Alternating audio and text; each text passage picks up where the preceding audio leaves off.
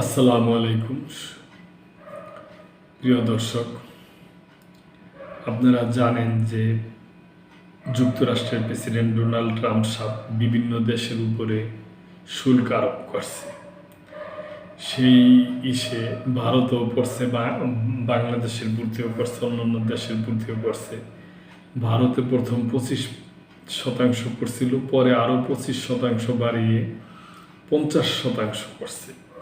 তো এইটার যে প্রতিক্রিয়া, এটার যে প্রভাব এখন এই ভারতে পড়তে শুরু করছে, কারণ বিশ্বের বিভিন্ন কোম্পানিগুলা ভারত থেকে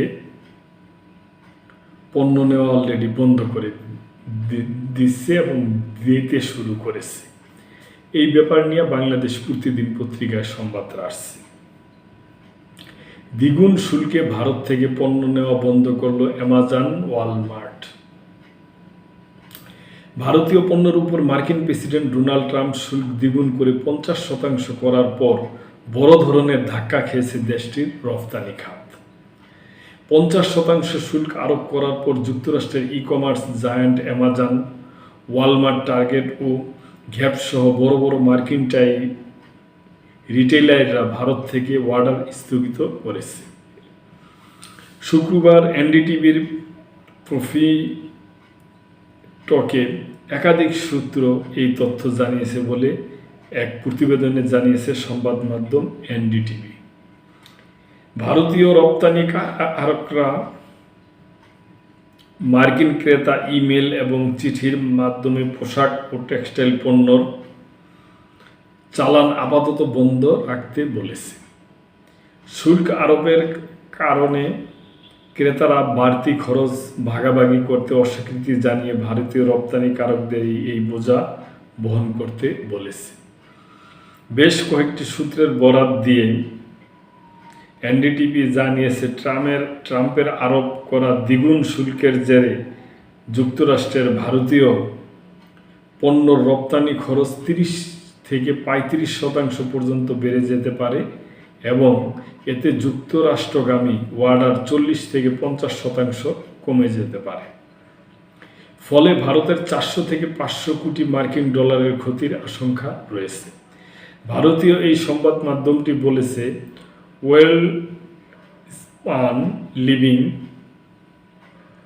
Gokal Das, Exports Indo Count ও ট্রাইডেন্টের মতো ভারতীয় বড় বড় রপ্তানিকারকদের পণ্য বিক্রির 40 থেকে 70%ই যুক্তরাষ্ট্র ভিত্তিক।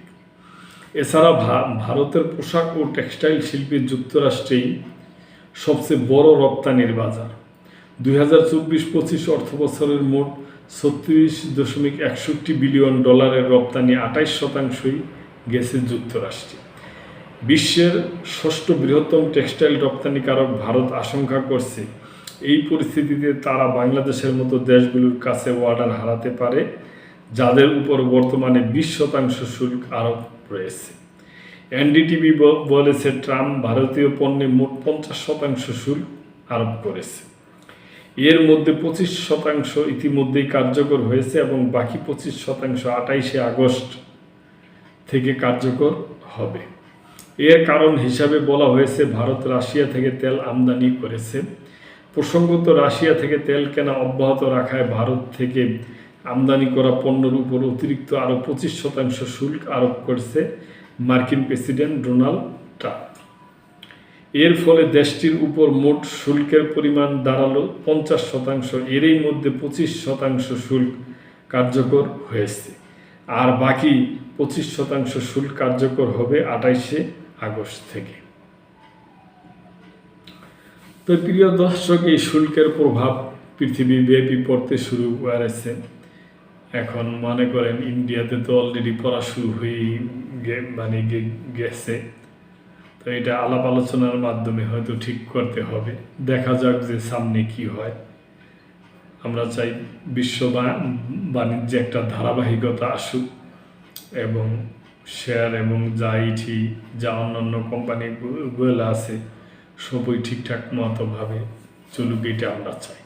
প্রিয় দর্শক, আপনাদের কিছু বলার থাকলে অবশ্যই কমেন্ট করে, লাইক শেয়ার কমেন্ট করে, সাবস্ক্রাইব করে চ্যানেলটির পাশে থাকবেন এবং আপনাদের মতামত অবশ্যই কমেন্টের মাধ্যমে জানাবেন। আজকে এই পর্যন্তই। আল্লাহ হাফেজ।